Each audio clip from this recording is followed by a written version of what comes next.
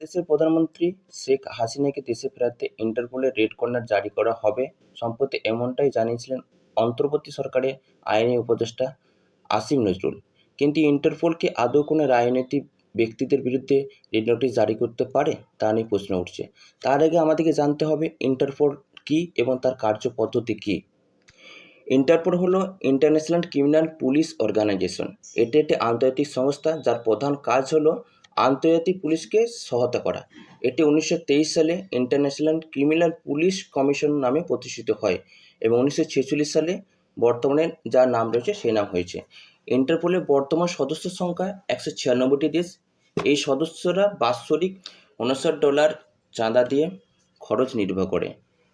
ইন্টারপোলের সর্বশেষ সদস্য হলো ভানুয়াতু দেশ। ইন্টারপোলের প্রধান দপ্তর কোথায় না ফ্রান্সের লিও। এটি হলো জাতিসংঘের পর দ্বিতীয় বৃহত্তম আন্তর্জাতিক সংস্থা। ইন্টারপোলের বর্তমান রাষ্ট্রপতি কে না কিম জং ইয়ান। ইন্টারপোলের বর্তমান সচিব হচ্ছে রনাল্ড নোবেল।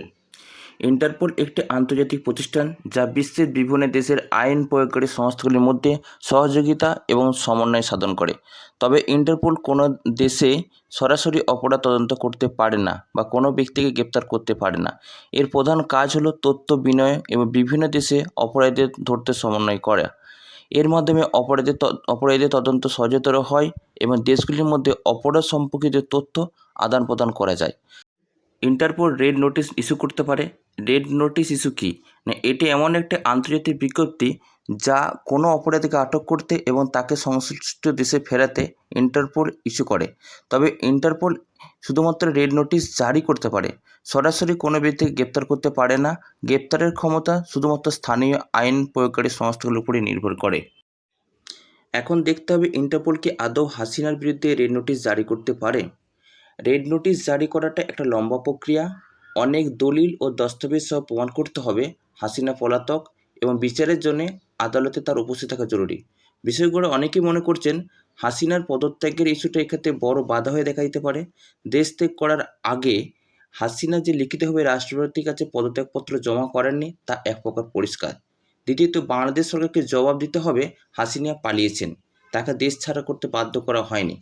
আবার তিনি দেশেরই বিমানে করে অন্য দেশে পৌঁছেছেন, সেখানে তিনি যে পালিয়ে যাননি তা এক প্রকার পরিষ্কার।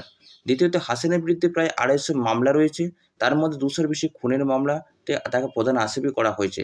তাই ব্যাপারটা যে অনেকটা রাজনৈতিক ইস্যু ও রাজনৈতিক অভিসন্ধান রয়েছে সেটা এক প্রকার পরিষ্কার। তাই অভিযুক্তের রাজনৈতিক অবস্থা জানার পরই রেড নোটিশের ব্যাপারে পদক্ষেপ করে ইন্টারপোল। মামলাটি রাজনৈতিক মনে হলে ইন্টারপোল সম্পূর্ণ নিষ্ক্রিয় থাকে। তাই এই ক্ষেত্রে ইন্টারপোল নিষ্ক্রিয় থাকার সম্ভাবনা বেশি। আবার দেখতে হবে যে নোটিশ জারি হলেও হাসিনাকে আদৌ দেশে ফেরানো সম্ভব। কারণ অভিযুক্ত ব্যক্তি যে দেশে আশ্রয় নেয় সেখানকার সরকারের বক্তব্য না শুনে ইন্টারপোল অগ্রসর হয় না। এক্ষেত্রে ভারত সরকারের বক্তব্য অত্যন্ত জরুরি হয়ে উঠবে। ওয়াকিবহলের মতে আসামি খুবই গুরুতর অপরাধী হলে এবং আশ্রয়দাতা দেশ তাকে ফেরাতে সম্মত হলে তবেই ইন্টারপোল অ্যাকশন নিতে পারে। তো এক্ষেত্রে ভারত সরকার যে হাসিনার সাথে আছে তা এক প্রকার পরিষ্কার। অন্যদিকে রাজনীতিবিদদের নামে রেড নোটিশ জারির ইতিহাস কার্যত ইন্টারপোল নেই বললেই চলে। কারণ ইন্টারপোলের তথ্য বলছে বিভিন্ন দেশ থেকে রাজনীতিবিদদের নামে পাঠানো অত্যন্ত 74,000 আবেদন এখনও জমা রয়েছে, তাদের নামে কোনো রকম রেড নোটিশ জারি করা হয়নি। সূত্রে খবর, হাসিনা সরকার 3বার চেষ্টা করেছিলেন বিএনপি নেতা তারেক রহমানের বিরুদ্ধে ইন্টারপোলের রেড নোটিশ জারি করা, কিন্তু তারা আদায় করতে পারেনি।